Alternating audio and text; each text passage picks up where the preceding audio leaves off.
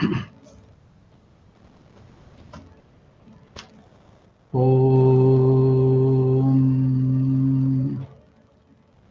Sthapakaya cha dharmasya sarvadharmasvarupine Avatara varisthaya Ramakrishnaya te namaha. Namaskar to all of you. Welcome to the study of the life of direct disciples of Sri Ramakrishna. We are now looking into the days of austerity or in the life of Swami Adbhutanandaji Maharaj.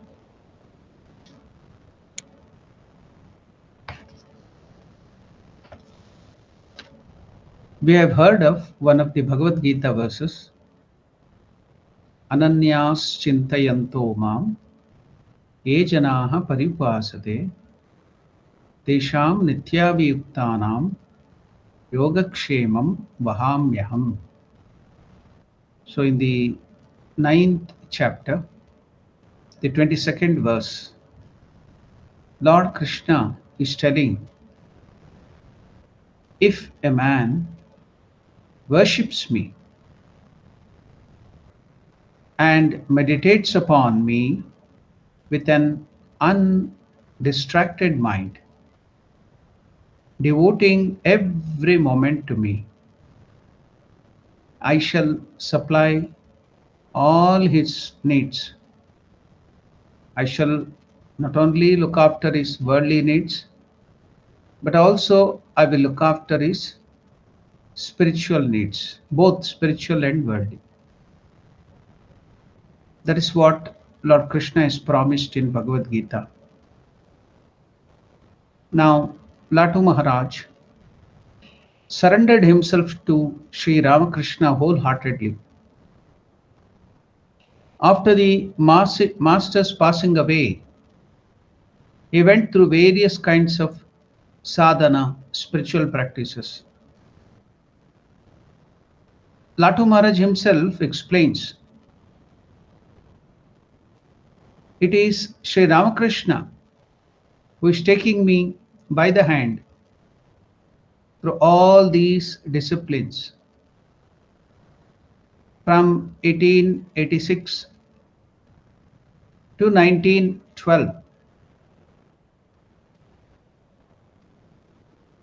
After that, after 1912, Latu Maharaj moved to Varanasi, Kashi, and stayed there.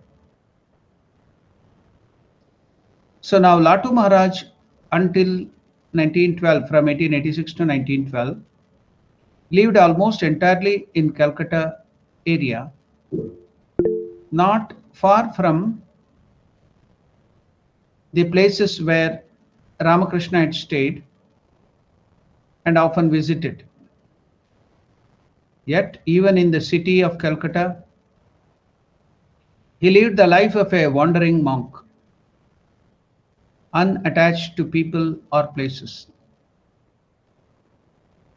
Until 1903, when he took up residence at Balram Basu house. Balram Basu was the householder disciple of Sri Ramakrishna. Sri Ramakrishna visited Balaram Basu's house 100 times, and he used to take food, telling that Balaram Basu's house food is very pure.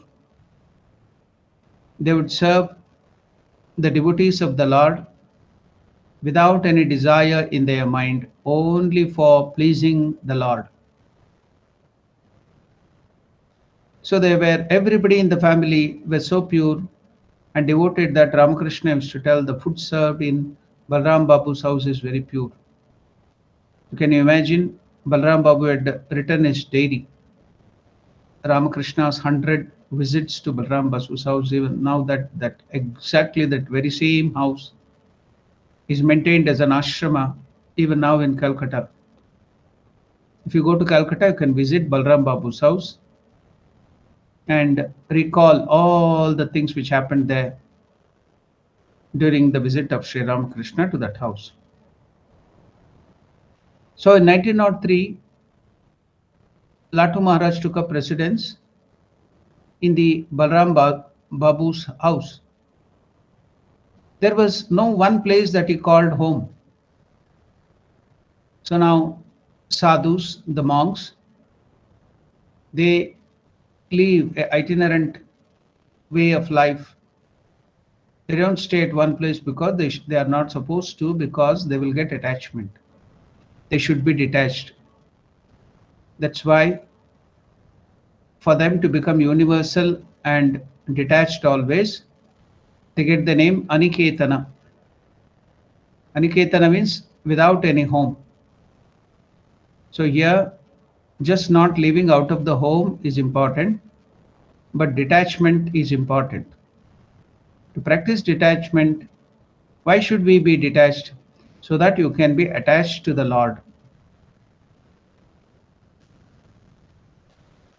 Now, sometimes he stayed at the homes of various householder devotees of Master, but most often he could be found living simply on the bank of Ganga. Then what about food? He would get food a few by begging in the form of alms.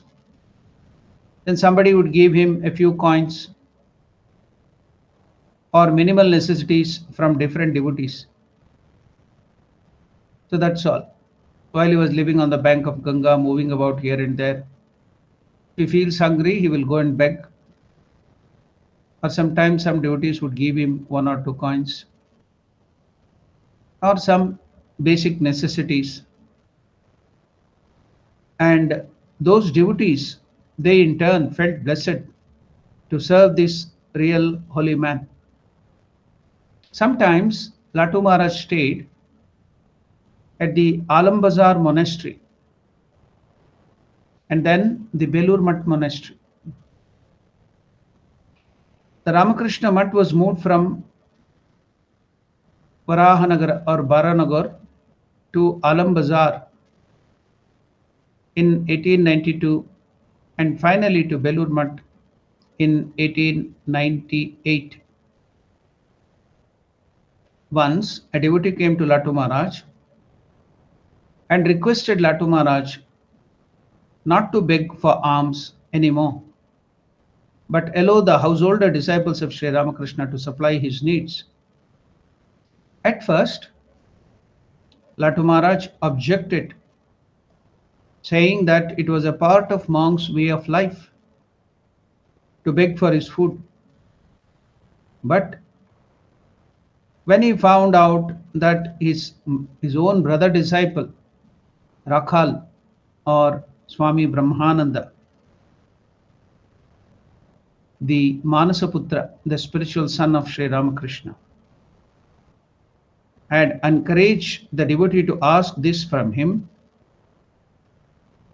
now Latu Maharaj had to relent. From then on, he accepted service from the devotees, but never anything more than which was absolutely necessary, absolutely needed. So now, what is that absolute need? Just to maintain this body. Maintain this body for what? Luxuries? Sensual enjoyments? No. A healthy body for thinking of God, doing the sadhana, spiritual practices, that's all. So that is the aim of maintaining a good healthy body, not for material enjoyment.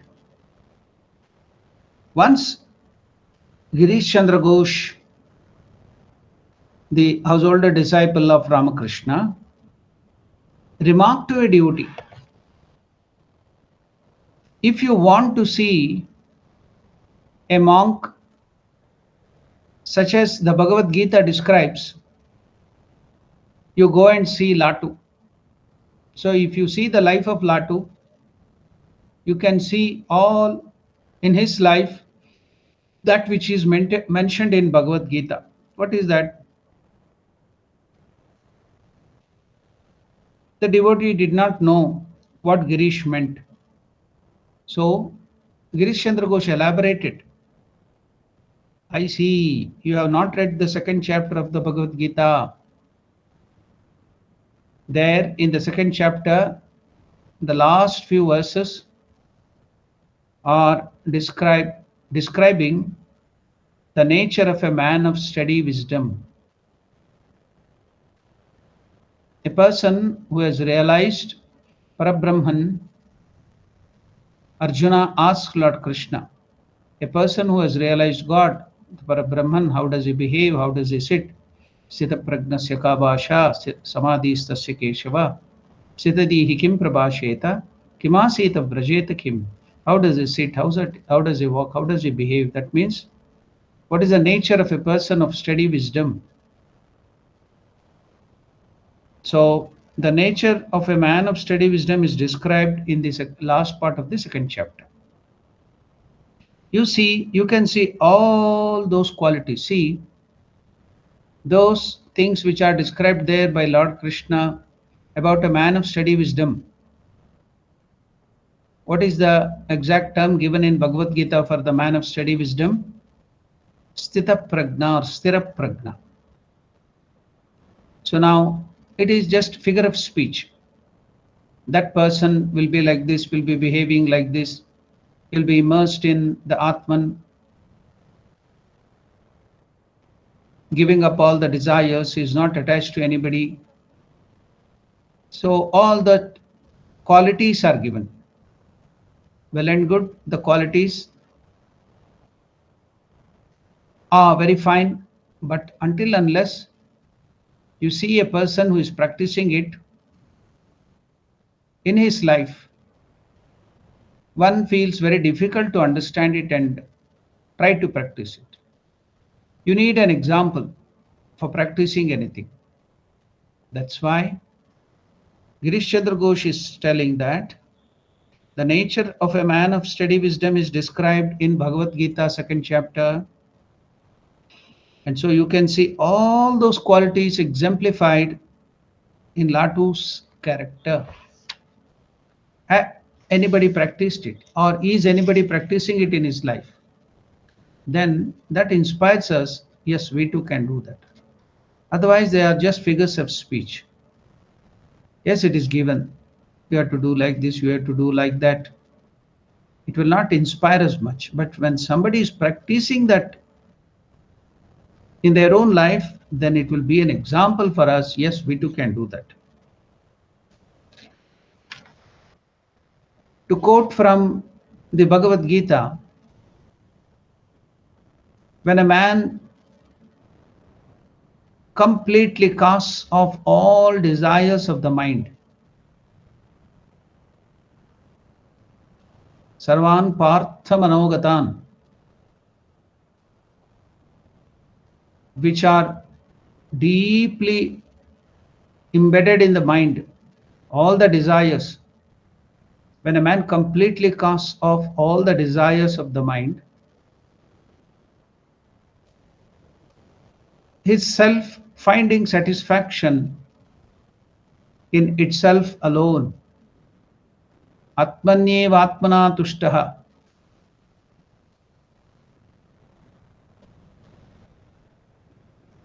sita pragnastadochyate, then he is called a man of steady wisdom. He who is not perturbed by adversity.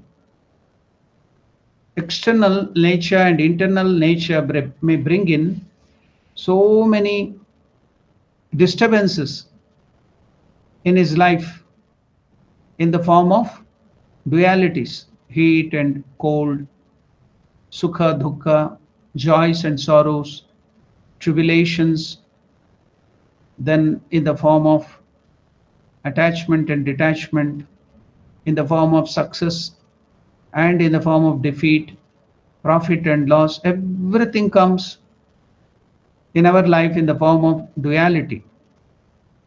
And we are emotionally disturbed in all these dualities.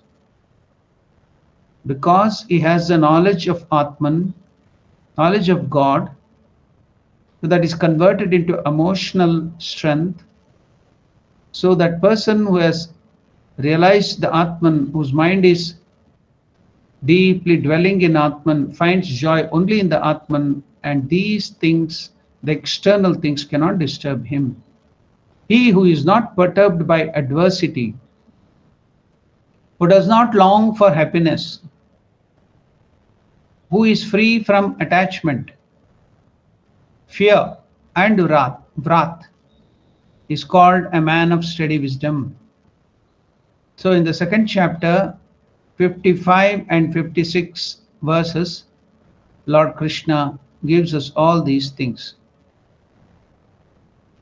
A true mystic loves to live alone without any possessions and without depending on anyone except God. How can a man live without any possessions, without any luxuries, without any facilities? A true mystic loves to live alone without any possessions and without any depending upon anyone except God. Because God is the ultimate goal. We depend upon some people in the form of children, husband, wife, parents, anybody for that sake, because we think all that we are feeling that we want, we are feeling that we are incomplete. We think all these people will provide us, and the things, gadgets, will provide us happiness. We think we are incomplete. So we are in search of these three things in our life in the form of goals.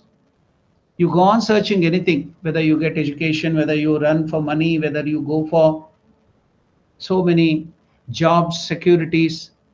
All of us have this one goal, or you can categorize them into three different goals. What are they?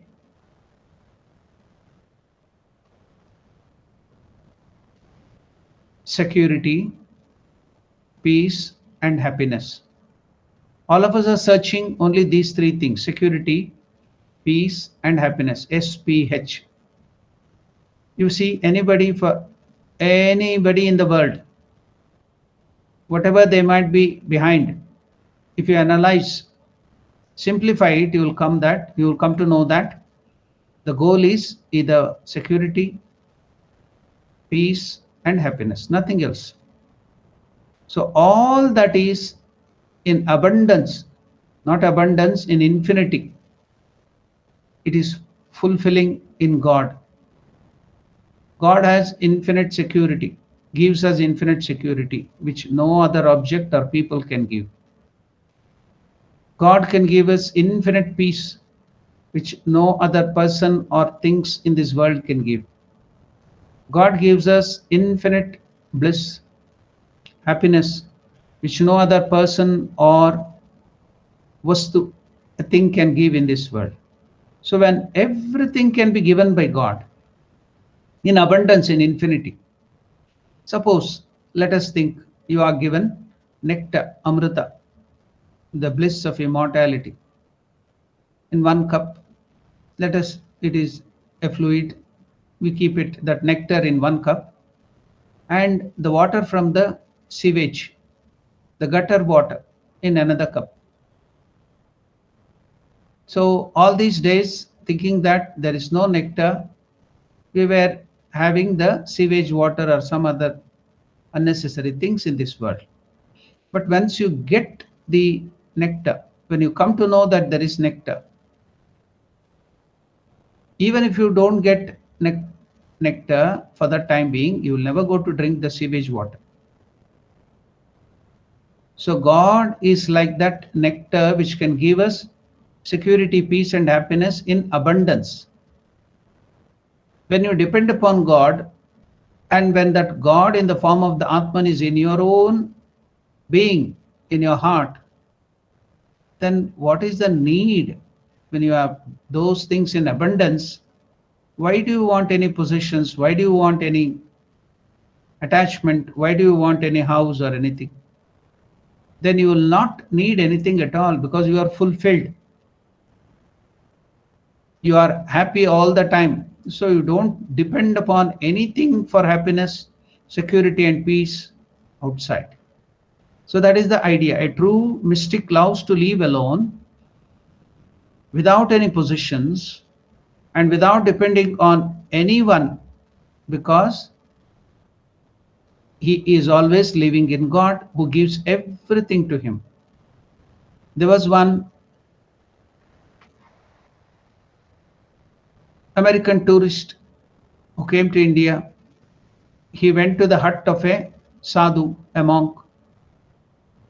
So that sadhu was living with very bare minimum facilities in that hut in the Himalayas. No bed, no cot, nothing, no facilities at all, bare minimum. Then that American traveler asked this sadhu, Mahatma ji, how can you live without any position? No position, nothing. Then the Mahatma ji immediately asked him, the sadhu, where are your possessions? You have only very less, one bag, that's all. You have come from America, you are moving about everywhere in India. You have very less possession. No, Mahatma ji, I am a traveler. I too am a traveler. You are a traveler only from your homeland, America, to India. But from the time I am born until I leave this world, I am also a traveler. I have come here for some experiences, that's all. In reality, I am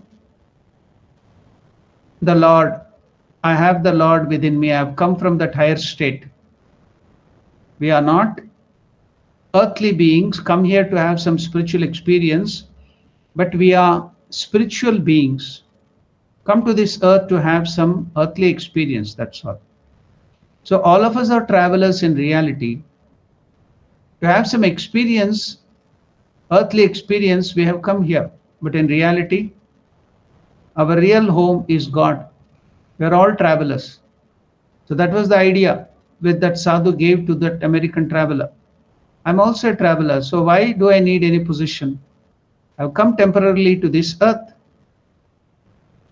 So since the Siddha Prajna, or the realized soul, a man of steady wisdom, is always immersed and finds joy in God, he doesn't need anything outside. A true mystic loves to live alone, without any possession, and without depending upon anyone except God. That is why between 1893 and 1894, Latu Maharaj left the monastery and began to live on the bank of Ganga. The following incident was narrated by an eyewitness. Latu Maharaj, now, as his food, what would he take on the bank of Ganga? He would be meditating. Now, what is the food that he used to take? Latu Maharaj used to tie some dry grams, chickpeas, any gram for that sake, in the corner of his towel and leave it to soak in the water of Ganga. He would be meditating, and when he gets up, he would eat that grams, that's all. He would eat that soaked gram after it had softened. One day, as usual, Latu Maharaj had put that gram, any gram for that sake, to soak with a brick on the top of it to hold it in that particular place. There was an ebb tide in the Ganga then. You know, the water from the sea during the full moon will be coming with huge waves and force. So that is the ebb tide. It's called Ban in Bengal. He sat for meditation. It was the ebb tide then, and became so absorbed in meditation that he did not notice when the tide had changed. In the Ganga, the tide changes every 6 hours. When the force of the water from the Ganga, which is flowing from the Himalayas, is great, then it will be moving, the river Ganga will be flowing towards the sea. When the force of the water from the sea rushes back, when it is more, then the water in the Ganga will be flowing in the opposite direction. We have noticed it. We have seen it in the Ganga. That is towards the sea. But as you go towards the nearer to the Himalayas, to Bihar and UP, that doesn't happen. This happens only near the sea, from Ganga Sagar, Calcutta, and those places where the sea is nearby. So the sea water rushes back. So we see that phenomena only when the Ganga is coming towards the sea, not in Bihar, in UP, and the Himalayas. You can't see this phenomena. Ganga will be flowing only downwards towards the sea. But here, every 6 hours, there will be change in the tide near the sea. So wherever the Ganga goes and meets the sea, that is called Ganga Sagara. It's also 120 kilometers from Belur Math. It is also a very sacred pilgrimage site. Many people go there. During the Makara Sankranti, people take bath in that confluence. So in the Ganga, the tide changes every 6 hours. When Latu Maharaj was in deep meditation, when he returned back to normal consciousness, he found the river at full flood tide. Now what about his gram? He had kept that gram tied to his towel, end of the towel, and placed a brick on it. You know, the force of water will be so high. Now there was no way of knowing whether the cloth had been swept away. But he is not worried, he is not attached to that towel or the gram. He is only attached to God. He sat still. What could he do? When the tide had gone out again, he found his piece of cloth with the gram exactly where he had placed it. He picked it up and he started eating. So this was the way he used to spend on the bank of Ganga, detached, no house, no facilities. So very less food. How with minimum possession, with minimum facilities, he used to live a very high life thinking of God, meditating always. In later years, Latu Maharaj would speak of those days in Calcutta. Let us hear about those experiences through the sacred mouth of Latu Maharaj himself. I used to stay on the bank of Ganga and live on puri. People know what is puri.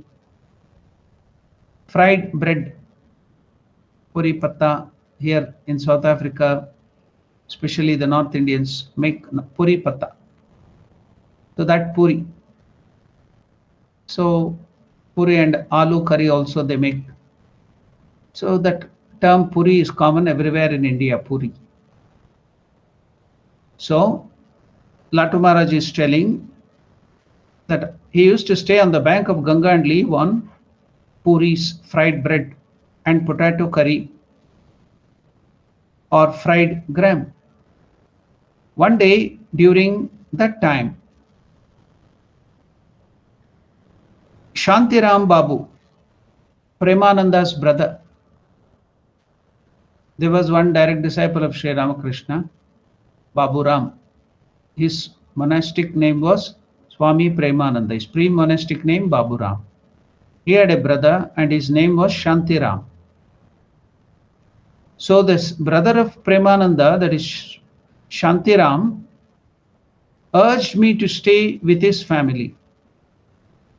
I told Shantiram politely, you know, Shanti Babu, I have no fixed hours for bathing, eating, and so on. Why should you trouble yourself unnecessarily because of me? I am quite happy with my puris and curry from the market. I am happy to live on the bank of Ganga with these things from the market. Do you know what Shantiram said? Maharaj, ours is such a big family and we have so many expenses that even if a pound of wheat were wasted, it would not be noticed. And you don't need to worry. They will bring you meals to your room at noon and at night, and you can eat at your own convenience. There will be no trouble for you or for us.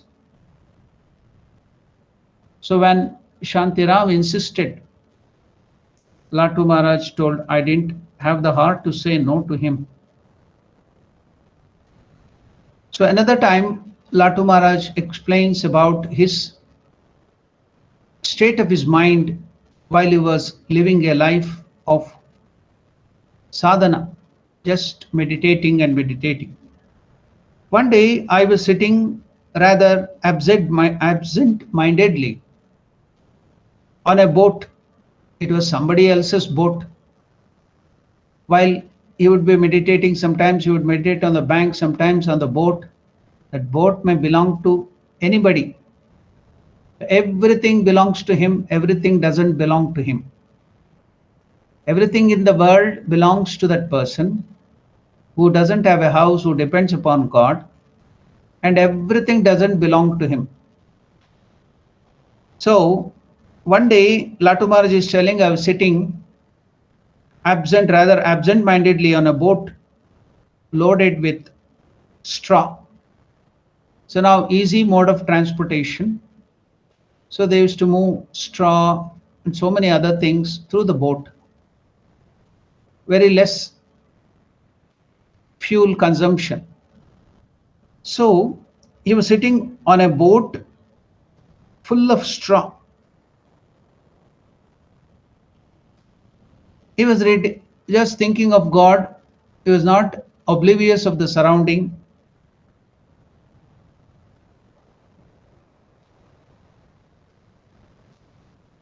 At Bagh Bazaar in Calcutta, northern Calcutta, the crew did not notice Latu Maharaj sitting.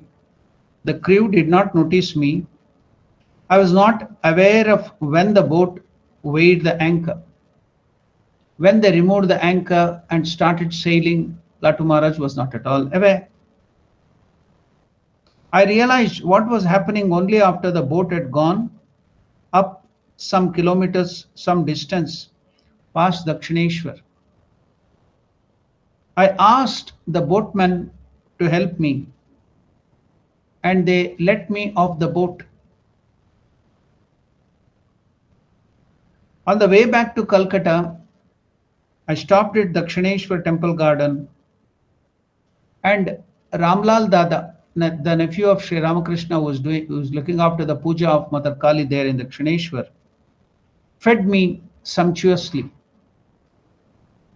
Latu Maharaj used to spend his days at a bathing ghat near a Shiva temple and his nights on the terrace of the Chandani porch at Bagh Bazaar Ghat, where he practiced japam and meditation. When someone asked him how he spent his days when it rained, when it was rainy season, what will you do, Maharaj? There will be water raining, it will be so cold. There will be water and water again, and that too on the bank of Ganga, it will be flooding. So what will you do during the rainy season? Okay, in the summer, you can manage on the bank of Ganga.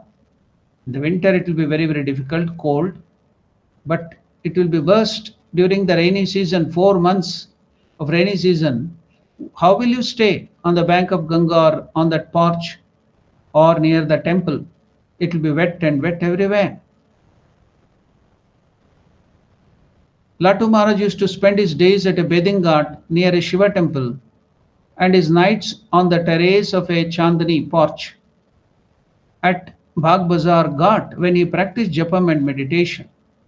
When someone asked him how he spent his days when it rained, Latu Maharaj replied, well, near the Ghat there used to be many empty railway cars. So there was the British railway lines everywhere.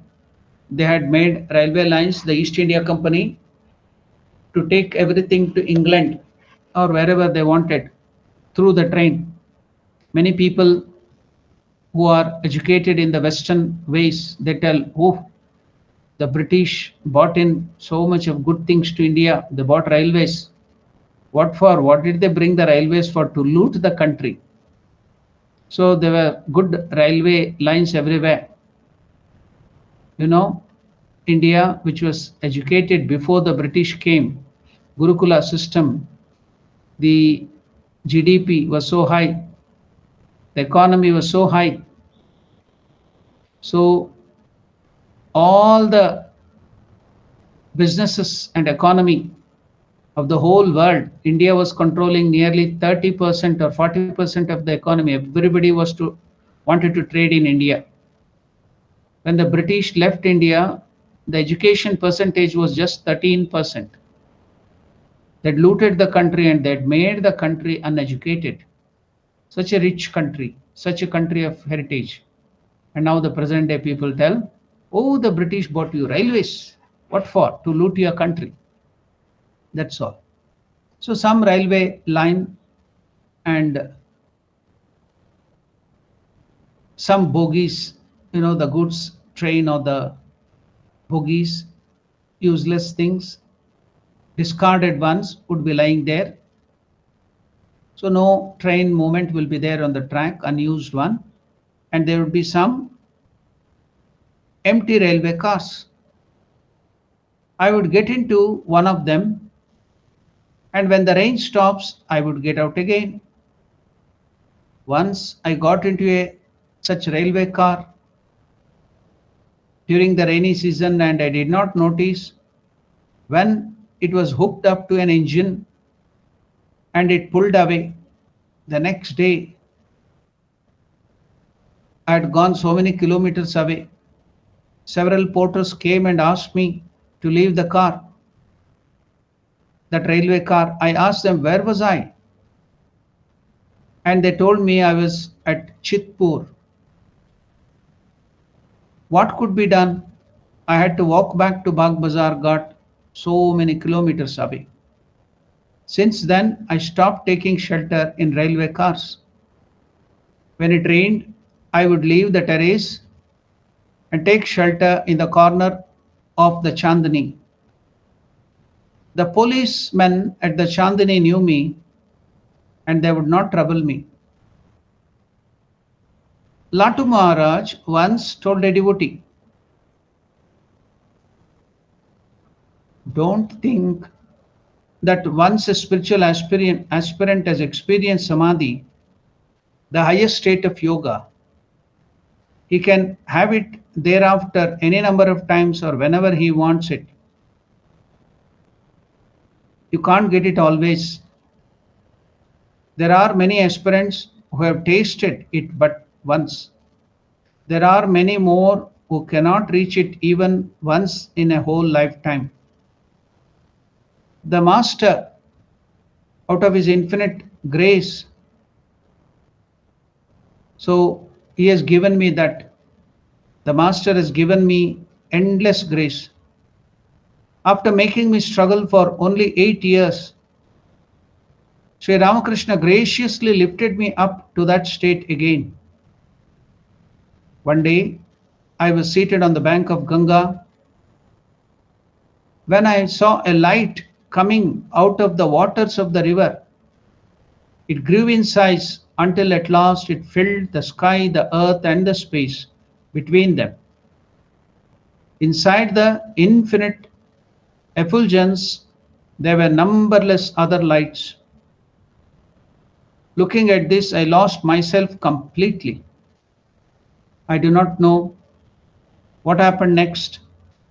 However, when I returned from that wonderful realm of experience, I remained in a state of ecstatic joy. Oh, what bliss, infinite bliss. It cannot be expressed in words.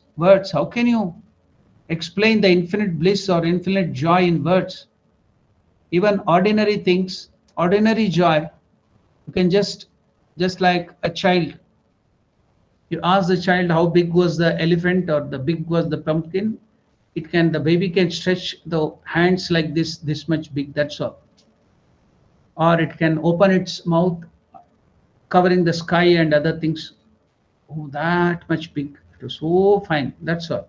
What more can you explain? Even the ordinary joy, you can explain only with limited gestures. Then how can Latu Maharaj explain the infinite joy of God which he got in Samadhi? What bliss! It cannot be expressed in words, says Latu Maharaj. The heaviness of my heart had disappeared. All the doubts in my heart had disappeared. All the pain. The heaviness of my heart had disappeared completely, not even a trace. I felt that the whole world was saturated with bliss and bliss alone. Can you notice?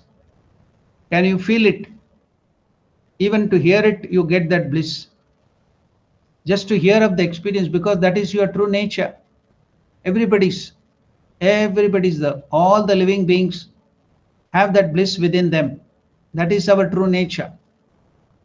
Because of these puny joys, puny desires and ignorance, we are bound to these little things and suffer endless suffering. But our reality, our real nature is Satchit Ananda, infinite existence absolute, infinite consciousness absolute, infinite bliss absolute. We have infinite joy in us. When you hear that wonderful joy of Latu Maharaj, we can feel happy. But in reality, see the irony. You are of that nature of joy. You have that infinite joy. And how we enjoy only suffering. But it is, your real nature is infinite joy. You can see here Latu Maharaj experiencing it. What a bliss, it cannot be experienced in words. The heaviness of my heart disappeared completely.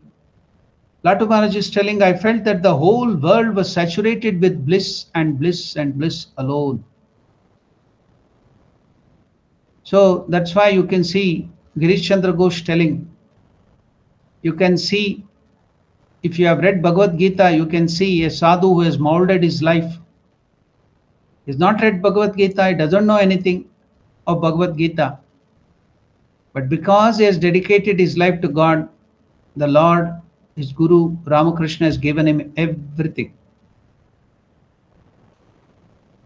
Now, during his stay in Calcutta, Latu Maharaj made several pilgrimages to other parts of India. In 1895, he visited Puri Jagannatha Kshetra. It's in Orissa, Puri Jagannatha, on the bank of the sea. So, you know that Jagannatha Rathayatra is world famous.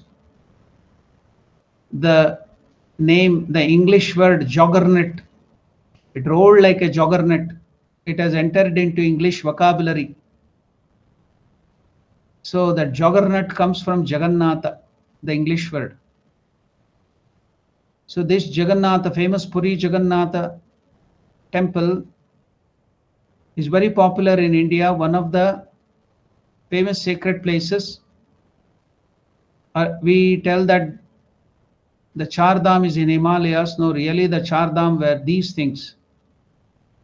Puri Jagannatha, Dwarakanatha, all these places were Rameshwaram, Kashi. These were the Char Dhams earlier. Later on, people are thinking the Char Dham are in the Himalayas. That is also very good. Gangotri, Yamunotri, Badri, Kedar. Never mind, that is also good. But this was one of the important pilgrimage sites, Puri Jagannatha. Why? What is there so important in this temple? The temple is also very huge and the architecture is so beautiful. And on the seashore, It's very beautiful. Then what is the speciality? What is the Mahatmya? Should we be satisfied only in the beautiful structure of the temple and the place and the sea? We should always know what is the Mahatmya. So there we have three big images of the Lord. The log of wood, the central one with big eyes. All the three are with big eyes. Log of woods, three logs of wood. So the middle one is called Jagannath Prabhu. So it is, they consider that as Krishna. And the other one is Balarama or Balabhadra, his brother, elder brother, Balarama. And another log of wood with that big eyes is Subhadra Devi, the sister. Now what is so special about it? The images are also not beautiful. It is just log of wood with big eyes.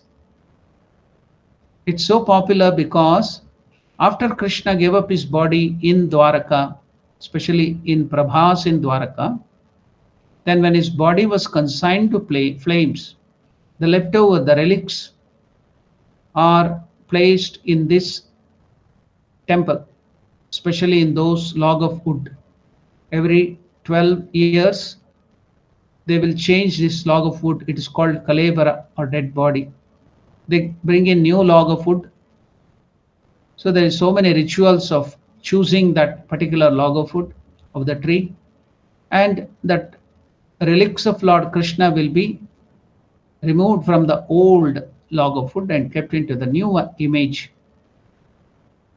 So Lord Krishna's relics from the Dwapara Yuga has been maintained in that same manner here in this temple. That's why it is so popular. Puri Jagannatha is so popular. And the Rath Yatra is also popular. Now, Latu Maharaj, he came to this place.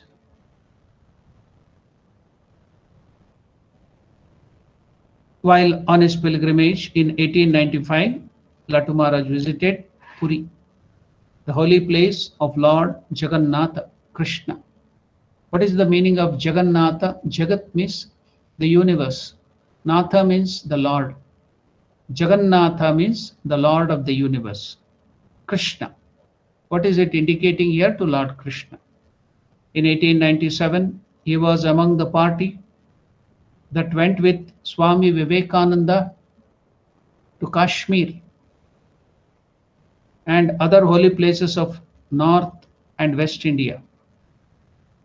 Then in 1903, Latu Maharaj made a second pilgrimage to Puri Jagannath. In later years, Latu Maharaj spoke about his pilgrimage to Puri Jagannath. What happened there in Puri Jagannath? See, we all people go there to see the ornaments of the Lord, the beautiful image of the Lord, the architecture of the temple. We can see only that cold stone, nothing else. We may feel the atmosphere. But for these great souls who have realized God, they see through the images, the consciousness, the Lord. They have the vision of that. For us, it is just a piece of stone or a log of wood or a photo. But for them, it is consciousness. It is not Mrinmaya. It is Chinmaya. It is consciousness. So Lord Jagannatha in Puri is a living presence in the form of a simple wooden image. So Latu Maharaj, when he went to Puri Jagannatha, he's telling about his experience there. Let us enjoy that experience. At least we have not spiritually enlightened or gone forward to the extent. At least we can enjoy the words, the experience of Latu Maharaj. The Lord Jagannatha in Puri, Latu Maharaj tells, is a living presence in the form of a simple wooden image. He appears, that is, Lord Jagannatha appears to each person according to his particular spiritual mood and level of attainment. Now Latu Maharaj is telling what he prayed to Lord Jagannatha when he had the vision of the Lord there. Latu Maharaj is telling, I prayed to him, to Lord Krishna, that is Jagannatha. O Lord Jagannatha, please show me that beautiful form of yours. O Lord Jagannatha, please show me that beautiful form of yours, which you showed to Chaitanya Mahaprabhu. You know, the one of the important founders or propagator of the northeastern Vaishnava, Gaudiya Vaishnava Pantha, Sri Chaitanya Mahaprabhu, he used to live in this Puri Jagannatha and have the wonderful vision of Lord Krishna here. Chaitanya Mahaprabhu used to have the bhava, the relationship of Radha. He used to assume that he was Radha Mai and Lord Krishna was his husband, lover, beloved. And he used to have that relationship with God as the beloved. He considering himself as Radha, Ma Radha, and he used to have that union with Lord Krishna. So Chaitanya Mahaprabhu used to have that beautiful vision of Lord Krishna here. If you go to the temple of Nat Mandir, if you go to the Nat Mandir or the prayer hall of the Jagannatha, I have seen that, they will show a pillar outside. So Chaitanya Mahaprabhu used to stand keeping his hand on that pillar every day for hours together.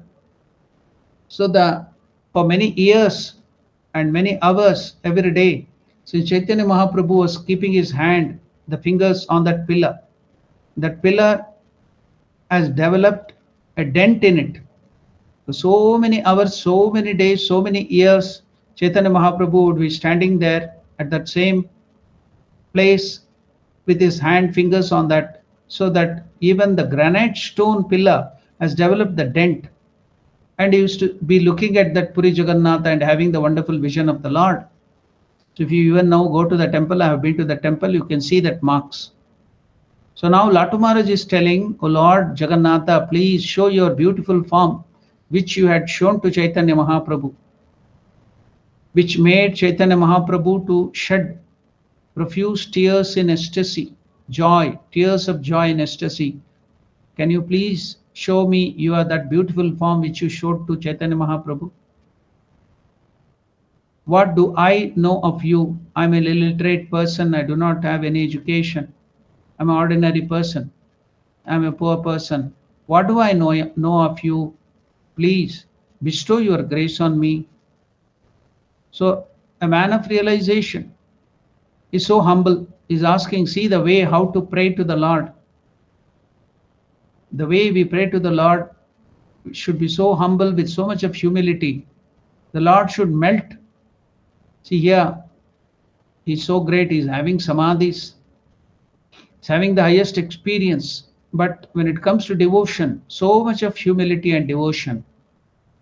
So Latu Maharaj is praying to to Lord Jagannatha. Oh Lord Jagannatha, please show me that form of yours, which you had shown it to Chaitanya Mahaprabhu, by which Chaitanya Mahaprabhu shed profuse tears in ecstasy.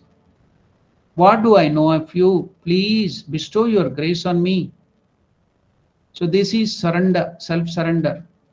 Surrendering in this way, I stayed and waited. One day he answered my prayer. When I went to take leave of Lord Jagannatha that day, now Lord Jagannatha gave me that wonderful vision, the beautiful form. He showed me that beautiful form of his. Another day, Latu Maharaj is explaining, when I went to take leave of Lord Jagannatha, Krishna in Puri, I asked for two blessings. Now after that, he would have the vision of Lord Krishna. And Lord Krishna there in Puri Jagannatha would give the vision to Latu Maharaj, and he would ask me of some boon, get some boon from me. Mango, var mango. The Lord will tell, My dear child, whatever boon you want, you ask from me. So now Latu Maharaj has gone to the temple to take leave of Lord Jagannatha because he will be moving to another pilgrimage site. When he went there, Lord Jagannatha, Krishna, gave him the vision. And now Latu Maharaj is asking for two blessings, two boons. What were the simple boons? He's not asking for big visions and that and this. He's telling, O Lord, first of all, that I would not have to wander here and there, but could settle in one place and plunge into meditation on the Lord.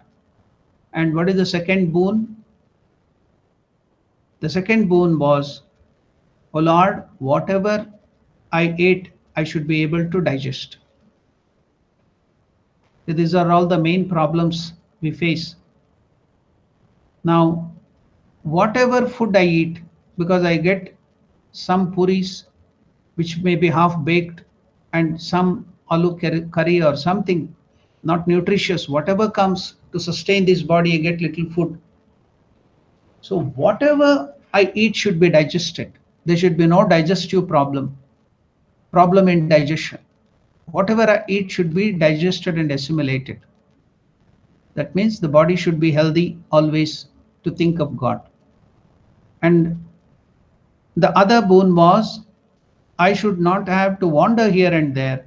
I could settle in one place and plunge into meditation on the Lord. And the second boon was, whatever I ate, I would be able to digest. So with a healthy body, where the digestion is very good, and a place to stay in, he wanted to continuously meditate and think of God. That was the only two boons he asked. Latu Maharaj never asked for luxuries. Latu Maharaj never asked for any boons, powers. He asked only these two things so that he can meditate, he can think of God always. A devotee asked the reason for the second request. Oh, Latu Maharaj, why did you ask such silly things from the Lord? Digestion, whatever I eat, the Lord was ready to give you any boon. And you are asking some such silly boons. For the worldly people, that is silly. They wanted diamond, gold, and that and this property, beautiful wife, beautiful husband, beautiful children, everything, beautiful job, beautiful money, gold, diamond, car, vehicle, chartered flight. So these were the boons which the worldly people would have asked. But why did you ask such silly boons? For them it is silly. When the devotee asked the reason for the second request, Latu Maharaj answered, don't you understand? A monk lives on alms, and thus he must maintain his body, a healthy body, on all kinds of food taken at irregular hours. If his digestion is not good, his health will break down, and then his spiritual progress, his spiritual practices will suffer a setback. So that is why I asked for such a boon. For me, everything leads to spirituality, everything leads to God. So that's why Latu Maharaj asked for such a boon. Though it may look silly for us, but it is very, very great thing for Latu Maharaj. Now Ramakrishna, out of his infinite love and compassion, had bound his young monastic disciples with his infinite, unselfish, unconditional love. And they always loved one another because of this bonding. When Latu had pneumonia at Baranagar monastery, his lungs were infected and he got pneumonia. All his brother disciples nursed him like loving mothers. Similarly, Latu Maharaj also took care of the other brother disciples. Latu Maharaj heard from Holy Mother about Vivekananda's success in the Parliament of Religions in Chicago in 1893. So Latu Maharaj would not read newspaper, would not hear radio at that time. Maybe radio might have come.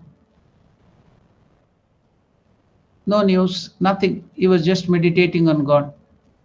That's why he didn't know about the victory of Swami Vivekananda becoming world famous in the Parliament of Religions in Chicago.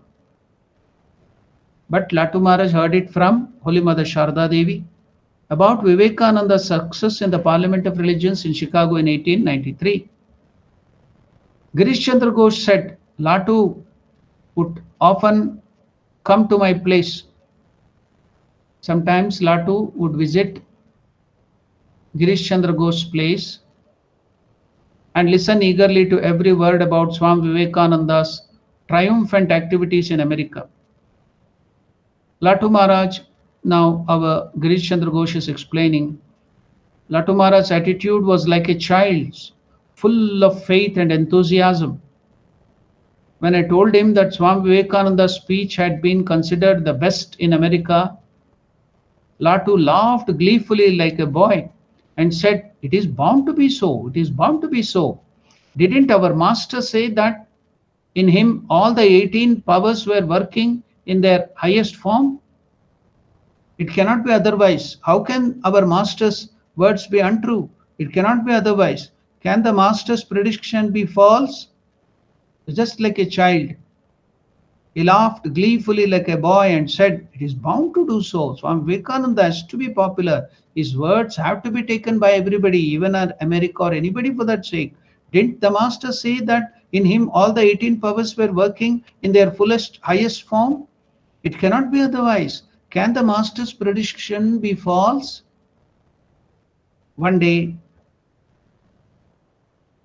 Latu was so beside himself with joy that he cried out, please, Girish Babu, write to Swami Vivekananda. I cannot write a letter. You write one letter on behalf of me. Please write to him. Write to Swami Vivekananda who is there in America. Fear not, because he had the vision of Ramakrishna telling that he is always protecting Vivekananda. They might have prayed for him. Please write to Vivekananda. Latu is telling Girish Chandra Ghosh. Fear not, the master is protecting you. So Latu came to know here itself. Might be Ramakrishna had given him a vision and told him. And so he's telling to write a letter. Latu Maharaj is asking Girish to write a letter to Vivekananda who is in America. Please write to Vivekananda. Lorraine. He can't pronounce that big name Vivekananda and other things. Lorraine. In his Bihari accent, he's telling Naren. He cannot even tell Naren. He's telling, please write to Lorraine. Fear not. Do not be afraid of anything. Why? Because Sri Ramakrishna is protecting you. Now when Swami Vivekananda returned back to India and came to Calcutta from the West on 18th February 1897, all of the disciples and devotees of Sri Ramakrishna and many other people from Calcutta, they went to meet Swami Vivekananda at Pashupati Basu's house in Bagh Bazaar, except Latu. Latu Maharaj didn't go to visit in that rush or in that type of traffic jam. All went, all the disciples, all the direct disciples and other devotees of Ramakrishna had gone to see Latu Maharaj when he returned back to the house, at the house of Pashupati Basus in Bagh Bazaar, except for Latu. Swami Vivekananda noticed this and inquired about Latu, and then located Latu in the large crowd outside the house. He never went inside. He was just in a corner outside, somewhere sitting there. So Swami Vivekananda inquired about Latu and then located him in the large crowd outside the house. Latu Maharaj, later Latu Maharaj, said to a devotee, when Swami Vivekananda returned from the West, some of the Western disciples were with him. Thinking Swami Vivekananda might have developed some sort of egotism at having Westerners as his disciples, I did not go to meet him. But Swami Vivekananda sought me out and talked with me. He asked me, all the others came to see me. Why didn't you come, Latu? I replied, you have so many European, American, the white disciples. Now, both men and women, so many men and women, white women had come, Europeans. I wondered, Latu is telling like a child, I wondered whether you would remember me. To which Swami Vivekananda caught hold of my hand and he said, you are my same old brother, Latu. How can I forget you? And I am your same old brother, Lorraine. You are my dear brother, Latu, and I am your same old brother, Lorraine. Then I knew that he regarded us the same as before. That fame and position had not lessened his love for all of us. He invited me to eat with him and to sit by his side. I then had no doubt that Swami Vivekananda's mind was not tarnished by pride. Moreover, I noticed that soon after his arrival in Calcutta, he got rid of his expensive Western clothes and put on the 2 rupee chadar, a cloth worn as a shawl, and 2.5 rupee shoes as before. He threw his tremendous name and fame to the four winds. That was Swami Vivekananda according to Latu Maharaj. About 10 days after Swami Vivekananda's arrival in Calcutta, they organized a huge meeting in the courtyard of the palace of Raja of Shobha Bazar. That was the first time, Latu Maharaj is telling, that I heard Swami Vivekananda's lecture. Before that, I had heard him talking with Swami Vivekananda talking with other disciples and Ramakrishna. But I had never heard his lecture, that wonderful lecture. That was the first time. After 10 days of Swami Vivekananda's arrival in Calcutta, they organized a huge meeting in the courtyard of Palace of Raja of Shobha Bazar. Latu Maharaj is telling that was the first time that I heard Swami Vivekananda's lecture. I found that his power to inspire people had increased enormously. For I saw that the audience became intensely inspired as he spoke. That was the power of his oratory. His power to influence people had increased so many times. And Latu Maharaj is telling that was the first time I heard Swami Vivekananda lecture. I found that his power to inspire people had increased enormously. For I saw, Latu Maharaj is telling, for I saw that the audience became intensely inspired as Swami Vivekananda spoke. On 1st May 1897, Swami Vivekananda established the Ramakrishna mission and the Ashrama Matha at Balaram Basu's residence in Calcutta. So that is, it is completing 125 years from now, 1897 to 2022.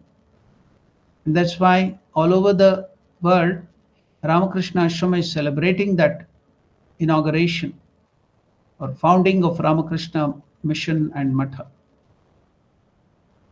So recently there was a program, online webinar in London, and I was asked to speak there on that occasion. The subject given to me was history of Ramakrishna order or ashrama coming to Africa, not only South Africa, other countries in Africa too. So I had to give a paper with PPT, a presentation. So now let us see what is happening during that time. Latu Maharaj was also there when that thing happened. We are celebrating now. What happened then? 125 years back, Latu Maharaj himself is a witness there.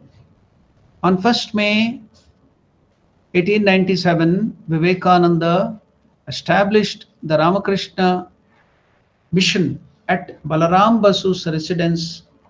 So there in Balaram Basu's house, the meeting was held and Ramakrishna mission was founded. Latu Maharaj was also present at that meeting, and Latu Maharaj recalled Brother Jogin, that is Swami Yogananda, told Swami Vivekananda. What did he tell? What did Yogananda tell Swami Vivekananda? Latu Maharaj is recollecting. Holding meetings, delivering lectures, philanthropic activities, these are all Western model. These are all Western ideas that only lead to development of the ego. Did Sri Ramakrishna teach us these things? He never asked us to lecture. He was against all these things. When Swami Yogananda objected to this style of functioning, Swami Vivekananda grew very serious and said, Yogin, how do you know that these are not Sri Ramakrishna's idea? Infinite are the ideas of Swami Ramakrishna. Infinite are his ideas. Ramakrishna's ideas are infinite. You know only little about Ramakrishna. Do you want to limit Ramakrishna within the boundaries, within the bounds of your narrow intellect? Do you think what you understood Ramakrishna was the only thing? Ramakrishna is infinite in nature. Don't limit him with your narrow intellect. Swami Vivekananda told seriously, all this is reported on that day. What happened by Latu Maharaj? Latu Maharaj is telling how Swami Vivekananda became serious and is telling Jogin, do you want to limit Ramakrishna within the bounds of your narrow intellect? I will not allow that. I will break down any limitations and broadcast Ramakrishna's liberal ideas to the world. Ramakrishna never asked me to preach the worship of his simple photograph. Do you think only worshipping the photograph and crying before the Lord and doing some arati and puja, that is all? No, I will break down all those limitations and broadcast his liberal ideas to the world. Ramakrishna never asked me to preach the worship of his photograph. Meditation, prayer, and realizing his high, noble ideas, life-giving ideas in our own lives, and also transmitting these ideas to the world, wide world, or what he taught us. That is what Sri Ramakrishna has taught. He never asked us to worship only his photograph. Don't limit him to only that worship, ringing the bell and worshipping him. I will not allow such narrow ideas. I will break down any limitations and broadcast his liberal ideas to the world. Ramakrishna never asked me to preach the worship of his photograph only. But Ramakrishna has given this wonderful idea of meditation, prayer, realizing his high, noble life-giving ideas in our own lives, and also transmitting these ideas to the wide world, are what Ramakrishna taught us. So Latu Maharaj is explaining what happened then in that meeting. Latu Maharaj was a contemplative by nature, not an active person doing seva, going here and there preaching. He was contemplative by nature. He was not an active person. So one day Latu Maharaj himself asked Swami Vivekananda, what was the question of Latu Maharaj?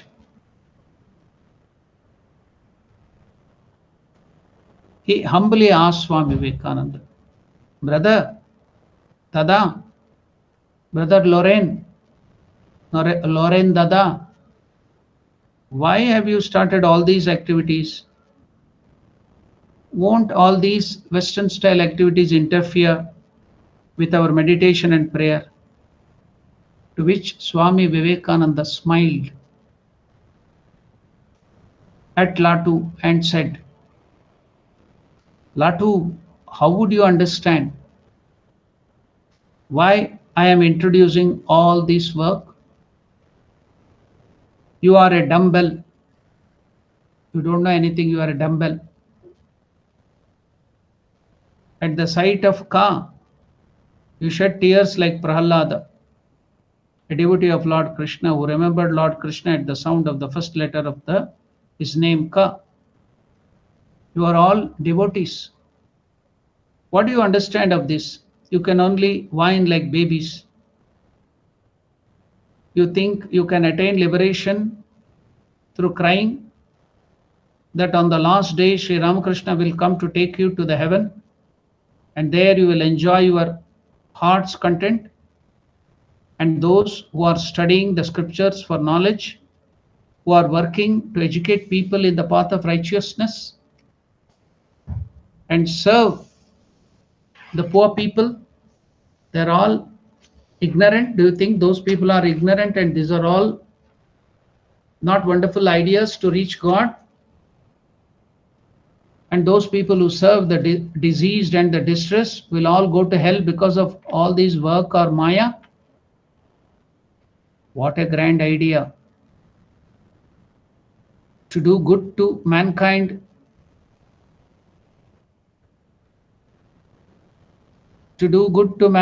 is an unnecessary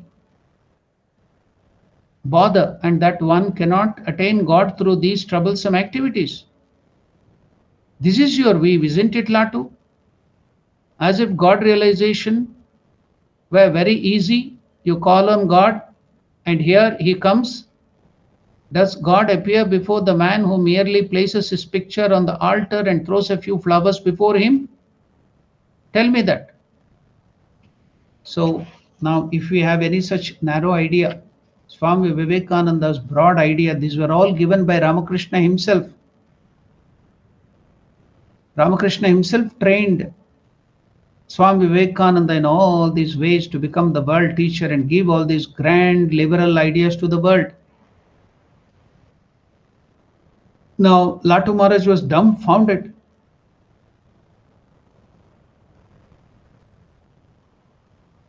Now another brother disciple lisped a few words in continuation of Latu Maharaj's thought. Another brother disciple supported Latu Maharaj and added some more things, to which Swami Vivekananda gave a cutting snub. Swami Vivekananda continued, what you call devotion is sentimental nonsense that only weakens man. Who cares for that kind of devotion?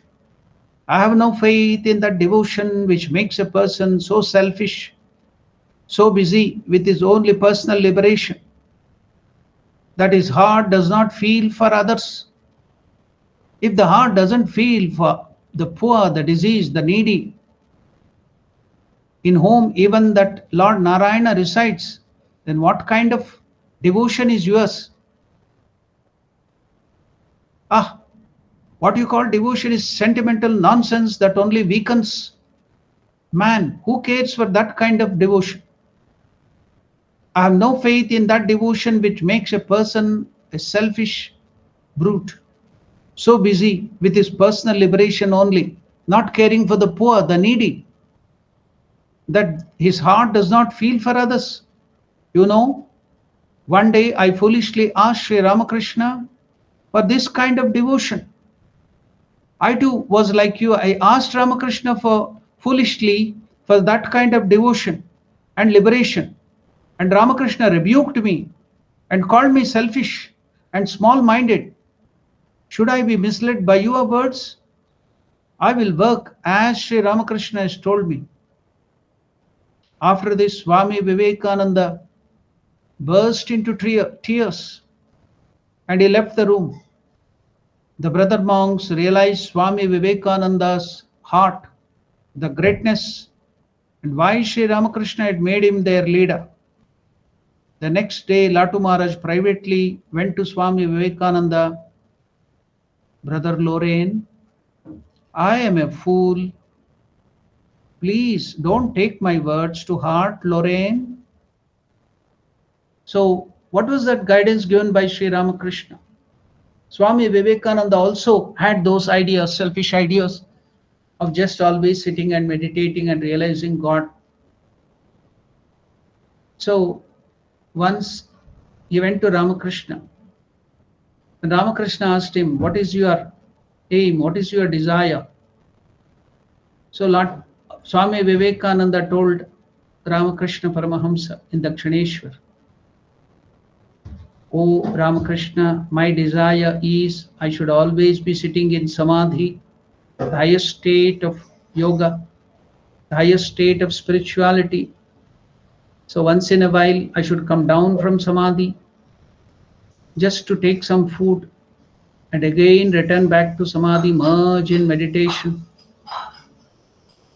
and then be there. So once in a while coming down to take some food, that's all. That is my greatest goal. So others would have been very, very happy.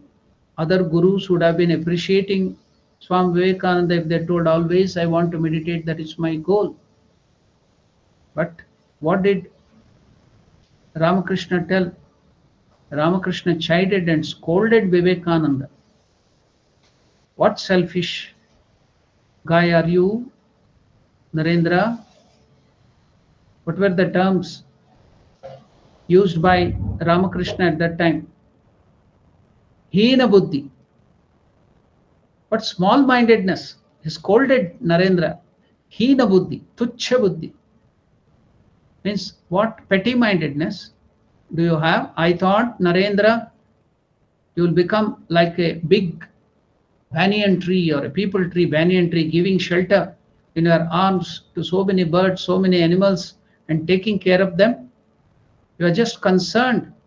You are such a small-minded person, concerned about only your samadhi, only your liberation. How selfish. Tuchha buddhi, hina buddhi. He criticized me, he scolded me.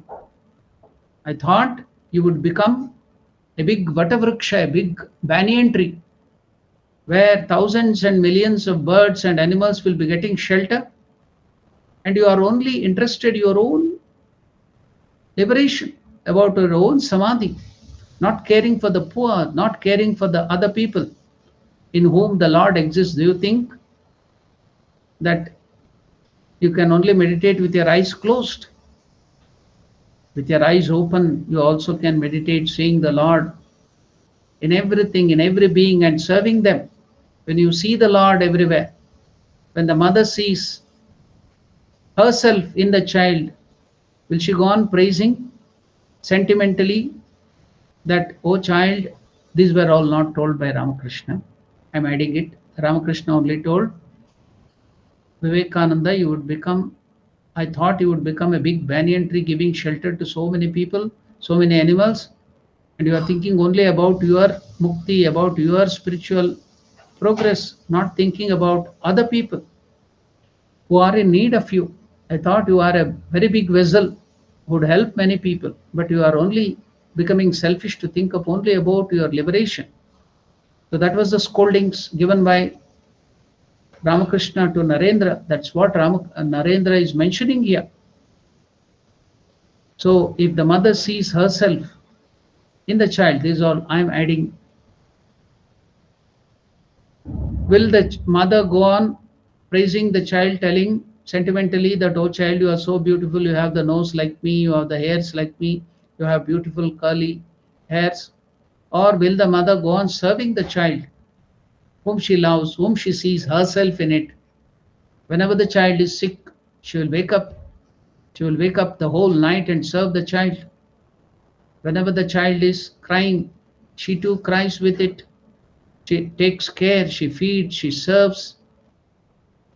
Even if the child soils itself, all the other people may close their nose and go away, run away because of the bad smell and other things, but the mother never cares, serves the child.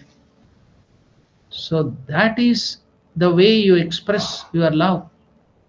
Love is not foolish, sentimental outbursts. It should not stay there. Yes, that's only a small, minuscule part of it. But the real devotion, real love is in the service of the people whom you love. So seeing God in all the living beings and serving them, that is the vastness of spirituality. That is real spirituality. Unselfishness, again and again, I mean, bringing in that concept, perfect self-abnegation. Killing the ego perfectly, killing the selfishness completely. That is the basics of spiritual life. That is a broad idea, not just sentimental way, going and crying and whining in front of the Lord. That is also needed. But what for? To serve all the living beings, feeling for others. That is true spirituality. That is a real progress in spiritual life. Have your heart expanded? Have your selfishness decreased?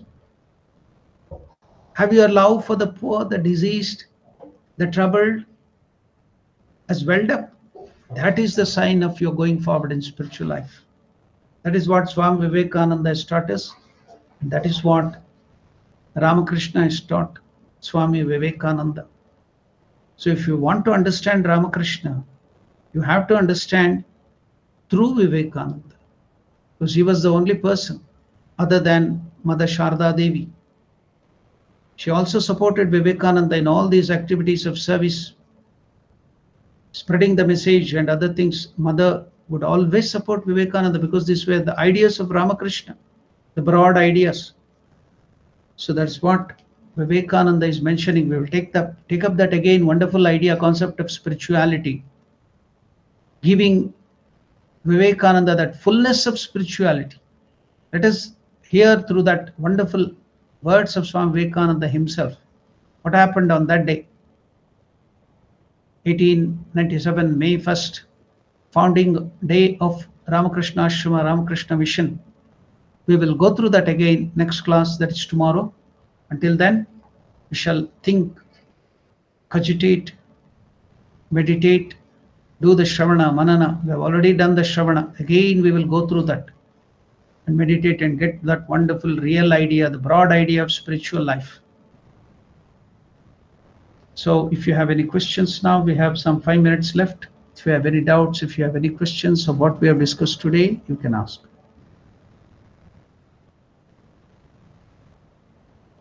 Any questions, any doubts?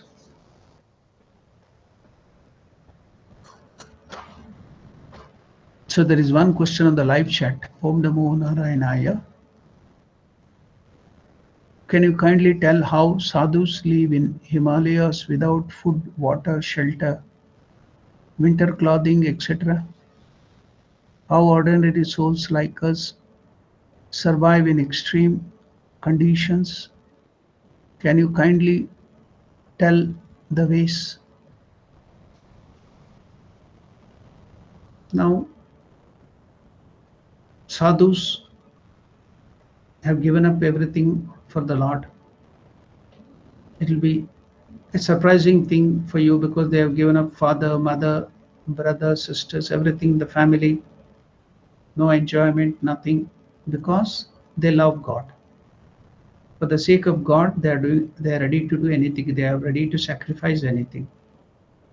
People in the world, they are ready to do. You sacrifice, you do so much, you take so much of hardship for earning few monies, salary, and to look after your near and dear ones. You sacrifice day and night. You are doing so much of work for that, for earning money, for gold, for property. The people in the world, they do a lot of sacrifice. Do you think that sacrifice of the sadhus is great? No. Your sacrifice is great. So our sacrifice, the sadhu sacrifice, is nothing. I'll just give you an idea. When Swami Brahmananda was being praised by one devotee, a householder devotee, "Oh Swamiji, what great Tyagis you are, people of sacrifice, you have sacrificed everything." Then Swami Brahmananda told, "No, don't praise us that we are great Tyagis, not at all. You householders are great Tyagis." How Swamiji, are you mocking at me? No, not at all. I'm telling the truth. How? Please explain. What have we sacrificed?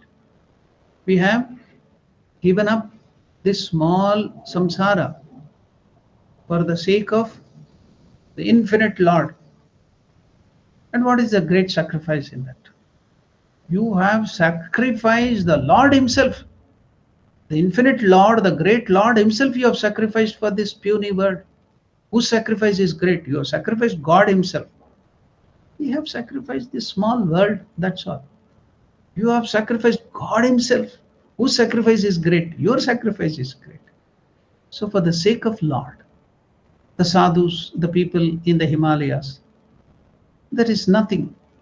Now, food in the Himalayas, they will store some dal, some rice, and some firewood.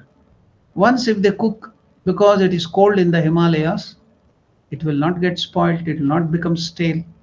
The same food they can take for even a small food they can take, and there will be no movement. In the hut, everywhere it is covered with ice in the Himalayas, they will be just sitting and meditating. So the activities are very less. With little food, you can sustain that body for a long time. And when you are doing yoga, hatha yoga, yoga asanas, some of the asanas, now there is a thing called asana shuddhi. And what is that? Sorry, not asana shuddhi, asana siddhi. So if you sit in the asana, the Ardha Padmasana or Vajrasana or Padmasana or Sukhasana for a long time, you get a thing called Siddhi. What is that? For many, many years, if you sit in that asana and meditate, you get asana Siddhi. So if you get asana Siddhi, if you sit in that particular asana, then even if it is very cold outside, the body will not be affected if you get asana Siddhi. Even if it is very hot summer, maybe 45, 50 degrees, even then it will not be affected. So they have this asana siddhi, they have so many, they can do so hatha yoga and sit there. I have met myself one Mataji, Subhadra Mataji, was living in the Tapovanam in the Himalayas, where it will be 365 days, ice and ice all the time, even in the summer. So for 15 years, she lived there on the top of the Himalayas in one hut. I met her. She told her experience. So she stored some dal, some rice, some firewood, cook. Sometimes once she cooks, that will suffice for 1 week. No need of refrigerator, because the whole surrounding is like a refrigerator. Just like how do the fish live in the water when everything is ice? God has made arrangement. Below there will be a temperature there for the fish to live. The water will be there below. Above the ice will be there. So below the thing will be warm and the fish can live. To enter the water, you can see, you will feel the warmth in the water. Outside it may be very cold, but inside the water there will be that warmth. So likewise, God will have made many arrangements. Ananyas chintayanto mam ye janaha paripasate. Lord Krishna has given the promise. Who always thinks of me, who always meditate on me, not only do I take care of his spiritual needs, I take care of his worldly needs. Yoga, kshemam, vahamyaham. Not only yoga, kshema also I take care of. Lord Krishna himself has promised. So we have faith, the sadhus have faith in God's protection. So they don't care for their lives, so God has to protect them. So God will make some arrangement, somebody will come, somebody will take care of them. So they believe in God, they have faith in God, so they are protected. So there are so many other methods too by which they protect themselves there and think of the Lord. So this much is enough. Asana Siddhi and thinking of God. I told you the atmosphere there. I met that mother, was at that time 76 years. Now she passed away in her 93rd or 94th year. Subhadra Mataji. She lived in that Himalayan ice cold one hut for 15 years. I met her, whatever that might be. One more question. Is it necessary to go through in a chronological order like Bhakti Marga, Karma Yoga, then Gnana Yoga when you are into the spiritual path? No need of chronological way. You can combine, harmonious combination of all the 4 yogas is the best to progress forward in spiritual life. Swami Vivekananda himself introduced that. That's why the logo of the snake surrounding this thing, the logo of Ramakrishna Mission, and inside there is the sea, waves of sea. So that snake surrounding itself is the Kundalini or the Raj Yoga. Then the rising sun is the Gnana Yoga. Then the wavy water of the sea is the Karma Yoga. Then the lotus with the leaf and the lotus in the sea is the indication of the Bhakti Yoga. So combine all these 4 yogas and you will reach that Hamsa. The Hamsa is the indication of Paramatman. So all the 4 yogas combination in a harmonious way is the best way. Yogas are not something outside external thing. It is the faculty of our mind. Everybody, every human being has 4 faculties. And what are those faculties in the mind? The first faculty, or there is no first or second or anything. We take up the first one is we have our intellectual acumen. We can think, we can analyze, we are scientific by nature. We can cut into pieces everything and understand everything. So that is the analytical mind, the scientific mind, the logical mind. For that aspect of a mind, Gnana Yoga is suited. The knowledge, neti neti na iti na iti, not this, finding the reality. Viveka, through the Viveka, Gnana Yoga. Then we have the faculty of emotion, increasing all the activities, emotions, Pravritti Marga. So for that, the devotional aspect, the yoga has been made. That aspect of our mind, personality. Then there is another personality, faculty of our mind that will be always the withdrawing of our mind into ourselves, studying our mind. Then we have the thing of introspection. For them, the faculty of Raja Yoga, studying your mind, meditating, concentrating your mind. So that is the Raja Yoga. Then people can't sit at one place. They have to be doing that, this, running here and there, so much of energy, Rajas. For them, the Karma Yoga, the faculty. So all these 4 faculties are present in us. Sometimes we are very active. We'll be doing so many things, Karma Yoga. We are analyzing everything, scrutinizing everything, Gnana Yoga. Withdrawing ourselves into meditation, we have that introvert nature. Sometimes we'll be like that, Raj Yoga. Then sometimes we are emotional. We feel, we cry, Bhakti Yoga. So all the 4, in a day you can get all the 4 faculties in your life. And something may be dominant, sometimes some things may be kinetic, sometimes it may be potential, hidden. So all the 4 yoga combined, then all the faculties will be opened up. That is all these 3 yogas. So sometimes you may have some nature where you are devotional by nature. Take Bhakti Yoga prominently, and all the other yoga can be supporting it.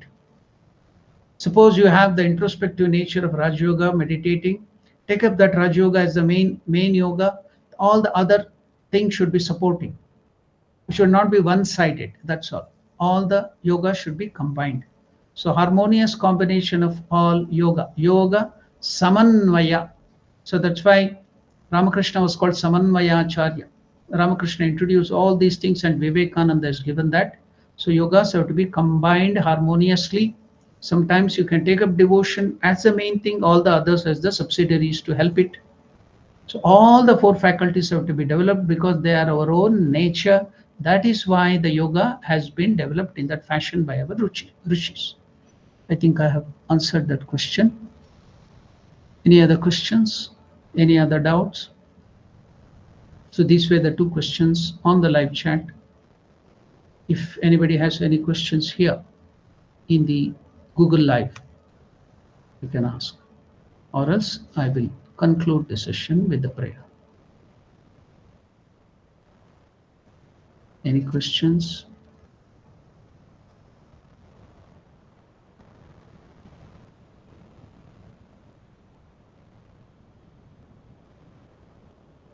Okay, then I can conclude with the prayer. Om Priyatam Pundarikakshaha Sarvayagneswaro Harihi Tasmin Tushte Jagat Tushtam Prinite Prinitam Jagat Harihi Om Tatsat Sri Ramakrishna Arpanamastu. Namaste. Thank you. Om Namo Narayana.